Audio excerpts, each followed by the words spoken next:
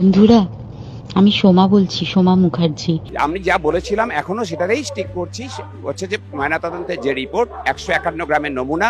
তোরা জানিস সমস্ত ঘটনা শুনলাম, যা যা মানে সত্যিকারের ঘটনা। সঞ্জয় রায় ছাড়া আর কেউ দোষী নয়, একা সঞ্জয় রায় হচ্ছে যে দর্শক, সেই খুনি, সেই পরিকল্পক, সেই সব কিছু। অ্যাকচুয়ালি যেটা ঘটেছে সেটা হচ্ছে, ওই সঞ্জয় তখন বসে মদ খাচ্ছিল, ওর একটু ওইসব আলুর দোষ আছে, ও সেমিনার রুমে তোর জন্য রেখে এসেছি, যা তুই এবার গিয়ে কাজ করে দিয়ে আয়। দর্শক বন্ধুরা, আজ সেই অভিশপ্ত 9 আগস্ট। গত বছর ঠিক এই দিনেই, এই সময় তোলপাড় গোটা শহর কলকাতা, তোলপাড় গোটা রাজ্য, রাজ্যের গণ্ডি পেরিয়ে তোলপাড় গোটা দেশ।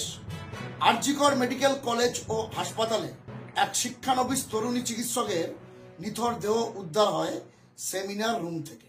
তাকে নির্মমভাবে ধর্ষণ ও হত্যা করা হয়। হত্যার অভিযোগে অভিযুক্ত হয়েছিলেন কলকাতা পুলিশের সিভিক ভলেন্টিয়ার সঞ্জয় রায়, যিনি এখন প্রেসিডেন্সি সংশোধনাগারে যাবজ্জীবন কারাদণ্ডের আসামি। কিন্তু এই অভয়ার ধর্ষণ ও মৃত্যুকে নিয়ে পরবর্তী প্রায় 6 থেকে 8 মাস যা যা ঘটনা ঘটেছিল, যে সমস্ত বিষয়গুলি বাইরে বেরিয়ে এসেছিল, আসলে সেগুলি অভয়া তিলোত্তমাকে অপমান করার জন্য ছিল যথেষ্ট। একটা মৃত্যু ও মৃতদেহকে ন্যূনতম ডিগনিটি পর্যন্ত, মর্যাদা পর্যন্ত, সম্মান পর্যন্ত দিতে কুণ্ঠাবোধ করেননি এক শ্রেণীর সুবিধাবাদীরা। আজ অভয়ার সেই মর্মান্তিক ঘটনার বর্ষপূর্তি, আর কিছুক্ষণের মধ্যেই তার বাবা মায়ের ডাকে নবান্ন চলো অভিযান, যেটা মূলত বিজেপি স্পন্সর্ড। আর আপনারা জানেন, সকাল হলেই বোঝা যায় দিনটা কেমন যাবে। আমি যা খবর পেলাম, এই নবান্ন চলো অভিযান সুপার ফ্লপ হতে চলেছে। কারণ এই অভিযান অভয়ার বাবা মার নামে চালানো হলেও আসলে শুভেন্দু অধিকারী ডাক দিয়েছেন, এবং সকাল হলেই বোঝা যায় দিনটা কেমন যাবে। তো সকাল থেকেই বোঝা যাচ্ছে এই অভিযান সম্পূর্ণ ব্যর্থ হতে চলেছে। দর্শক বন্ধুরা, এই নবান্ন অভিযানের দিকে আমাদের নজর থাকবে। এই সংক্রান্ত খবর আমি পরবর্তী সময়ে আপনাদের কাছে নিয়ে আসব। কিন্তু অভয়ার মর্মান্তিক পরিণতির বর্ষপূর্তিতে দিনের প্রথম প্রতিবেদনটি আমি নিয়ে এলাম সেই সময় যে সুবিধাবাদীরা, যে নোংরা মানসিকতার মানুষরা, যার মধ্যে কয়েকজন সিনিয়র চিকিৎসকও ছিলেন, তারা রাজনৈতিক ফায়দা তোলার চেষ্টা করেছিলেন একটি মৃতদেহ এবং ডেড বডির উপর দাঁড়িয়ে এক অসহায় বাবা মায়ের সেন্টিমেন্টকে কাজে লাগিয়ে তাদেরকে ফের একবার আপনাদের সামনে তুলে ধরতে। প্রথমত আমি একটি কল রেকর্ড আপনাদেরকে শোনাবো, যেটা সেই সময় খুব ভাইরাল হয়েছিল। বন্ধুরা, আমি সোমা বলছি। তারপর থেকে সেই স্ক্রিপ্টেড ভয়েস রেকর্ড ছড়িয়ে পড়েছিল দাবানলের মতো, এবং কার্যত মিথ্যের ফুলঝুরি দিয়ে অভয়ার মৃত্যুটাকেই তামাশা বানানো হয়েছিল। তার মৃতদেহকে অসম্মান করা হয়েছিল, একটা পরিকল্পিত চক্রান্ত রচিত হয়েছিল। সেই আমি সোমা বলছিকে এখনো খুঁজে পাওয়া যায়নি। এটা ছিল অভয়া এবং আর.জি. কর কাণ্ডকে কেন্দ্র করে বছরের সেরা গুজব, যা অত্যন্ত লজ্জার। এর বাইরে যাকে আমরা খুঁজে পেয়েছিলাম, এক চিকিৎসক, যিনি একটা সময় এই আর.জি. কর থেকেই ডাক্তারি পাস করেছেন। অনেকে বলে থাকেন বাম আমলের এসএফআইয়ের গুন্ডা ছিলেন ওই চিকিৎসক, এবং তিনি টুকে পাস করেছেন। কেন টুকে পাস করেছেন? কারণ সেই চিকিৎসকের তথ্য হলো ময়না তদন্তের রিপোর্টে নাকি 151 গ্রাম বীর্য মিলেছে অভয়ার শরীর থেকে। ভাবতে পারেন, 151 গ্রাম বীর্য, এটা সম্ভব? সেটা কে বলছেন? না কোনো সাধারণ মানুষ না, সেটা বলছেন একজন চিকিৎসক। তিনি হলেন ডাক্তার সুবর্ণ গোস্বামী, মূলত সিপিআইএম নেতা বলেই পরিচিত। এবং তিনি এই তথ্য খাড়া করার পর সেটাও অভয়াকে অসম্মান করা হয়েছিল। পাশাপাশি সেই সময় এই চিকিৎসকের নাম হয়ে গেছিল ডাক্তার বিচিত্র বীর্য গোস্বামী, কারণ উনি এমন এক বিচিত্র তথ্য খাড়া করেছিলেন, সেখানে ওনার জন্য এই নামটাই সবচেয়ে ছিল সাদুর্যপূর্ণ। সেই ডাক্তার বিচিত্র বীর্য গোস্বামীর 150 গ্রাম বিচিত্র বীর্যের তত্ত্ব। এবং বন্ধুরা, আমি সোমা বলছি, সোমা মুখার্জি, সেই 2 বর্ষ সেরা গুজব ফের একবার আপনাদের সামনে আমি তুলে ধরছি। বন্ধুরা, আমি সোমা বলছি, সোমা মুখার্জি। তোরা জানিস সমস্ত ঘটনা শুনলাম যা মানে সত্যিকারের ঘটনা, যেটা আরজি করের ভিতরের যে ডাক্তার তারা তাদের বন্ধু বান্ধব মারফত এটা ছড়িয়ে মানে এসছে আমাদের কাছে। অ্যাকচুয়ালি যেটা ঘটেছে সেটা হচ্ছে তারা ওখানে একটা সেক্স র্যাকেট চালাতো, তারা একটা ড্রাগ র্যাকেট চালাতো।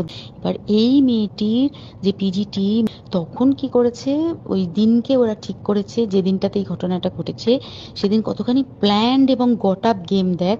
সেই দিন ওই ঘরে ওই সেমিনার রুমে প্রত্যেক দিনই চারতলার আরো অনেকেই যারা সিনিয়র পিজিটি বা জুনিয়র পিজিটি তারা কিন্তু বিশ্রাম নিতে যেত, অনেকেই ওই ঘরে যেত। সেই দিনকে ও একা ওকে বলেছে তুমি ঘুমিয়ে পড়ো, ওকে একা রেখে এসেছে, বাকিরা কাউকে যেতে দেয়নি, বলেছে ওই ঘরে আজকে ঘটনা ঘটছে, মানে কাজ হচ্ছে, ওই ঘরে কেউ যাবে না। ওই ঘরে সেই দিনকে ওর সাথে যখন খাওয়া দাওয়া করেছে বাকি চারজন, সেই চারজনের মধ্যে একটি মেয়ে পর্যন্ত ছিল। সে কিরকম মেয়ে চিন্তা কর, এরা ডাক্তার না জানোয়ার জানি না, আমি জানোয়ার বললেও জানোয়ারদের অপমান করা হয়, কারণ জানোয়ার সমাজে এরকম কাজ হয় না। তো ডাক্তার না কি আমি বলতে পারবো না। সেই ইন্টার্ন মেয়েটি আরেকটি ইন্টার্নের গার্লফ্রেন্ড, তো তার সাথে ওই পিজিটি মেয়েটি প্রচুর ঝগড়া হয়েছে। ঝগড়া হওয়ার পরে তারা তো হুমকি টুমকি দিয়ে চলে গেছে, দিয়ে তারপর বলেছে তুমি ঘুমো। এবার ও তো আর জানে না, ভালো মনে শুতে এসেছে। তারপরে তারা গিয়ে মদ টদ খেয়েছে, 7-8 জন মিলে চড়াও হয়েছে। এবং তোরা জানিস যে প্রথমে তার হাত দুটোকে দুপাশে দুজন ধরে রেখেছে এবং সেই কাজে সেই মেয়েটিও সাহায্য করেছে, ইন্টার্ন মেয়েটি। দুজন ওকে পা দুটোকে টেনে জরাসন্ধের মতো ছিঁড়ে ফেলেছে, মানে ছেঁড়ার মতো করে টেনেছে, যাতে পেলভিক বোন, যেটা আরো ভয়ঙ্কর, যে একটা মৃত মানুষকে মিনিমাম ডিগনিটি দিতে জানে না। তারা নিচে এসে দেখেছে ওই সঞ্জয় তখন বসে মদ খাচ্ছিল অন্য আরো গ্রুপ ডি স্টাফদের সাথে। সঞ্জয় ছেলেটা হচ্ছে তার কাটা সঞ্জয় বলতো ওরা, ওকে বলে ফল গাই, মানে ওর একটু ওইসব আলুর দোষ আছে, ও যত্রতত্র যখন তখন প্রস্টিটিউট এলাকায় যায়। এবার দেখেছে যে একে দিয়ে যদি একটা রেপ করিয়ে দিতে পারি তাহলে ঘটনার মোড়টা অন্যদিকে ঘুরে যাবে। এইবার ওকে বলেছে যা সেমিনার রুমে তোর জন্য রেখে এসেছি, যা তুই এবার গিয়ে কাজ করে দিয়ে আয়, সিমেন্ট পাওয়া যায়। তো এবার এই হচ্ছে, প্লিজ আমি নাম করে ফেললাম সবকিছুই, কতজন আমি যে নামগুলো পাঠিয়েছি এই সব ডাক্তাররা এরা সব জড়িত জানিস, কিন্তু কে আর বেশি বলতে পারছি না। তো বিষয়টা হচ্ছে যে তা নয়, আমি যা বলেছিলাম এখনো সেটাতেই স্টিক করছি। হচ্ছে যে ময়নাতদন্তের যে রিপোর্ট 151 গ্রামের নমুনা, তার মধ্যে যা যা ছিল আমি সেই বিশদে বলেছি। এরা কেন সেটাকে বিকৃত করেছে তার কারণ এরা আসলে প্রমাণ করতে চায় যে সঞ্জয় রায় ছাড়া আর কেউ দোষী নয়। সেই জন্য যে এইটাকে যে 151 গ্রাম বীর্যের কথা সেটাকে আসলে অবাস্তব বলে আসলে প্রমাণ করতে চাইছেন যে একা সঞ্জয় রায় হচ্ছে যে ধর্ষক, সেই খুনি, সেই পরিকল্পক, সেই সবকিছু পুরোটা সঞ্জয় রায়ের উপরে দিয়ে বাকিদেরকে আড়াল করতে চাইছেন। সেইটা করতে গিয়ে হচ্ছে খুব সুচতুর ভাবে শাসক দলের যে আইটি সেল তারা এই মিথ্যে প্রচার কুৎসা এটা নামিয়েছে। দর্শক বন্ধুরা, এই ছিল একজন তরুণী চিকিৎসকের মর্মান্তিক পরিণতির ওপর দাঁড়িয়ে কিছু ধান্দাবাজের নোংরামি, গুজব, যার বিন্দুমাত্র কোনো ভিত্তি নেই, কোনো বিজ্ঞানসম্মত প্রমাণ নেই। এবং আমি সময় বলছি যে কিনা বলছে জরাসন্ধের মতো পাটা ছিঁড়ে দেওয়া হয়েছিল 180 ডিগ্রি। আর এই বিচিত্র বীর্য গোস্বামী তিনি 151 গ্রামের বীর্যের তথ্য খাড়া করছেন।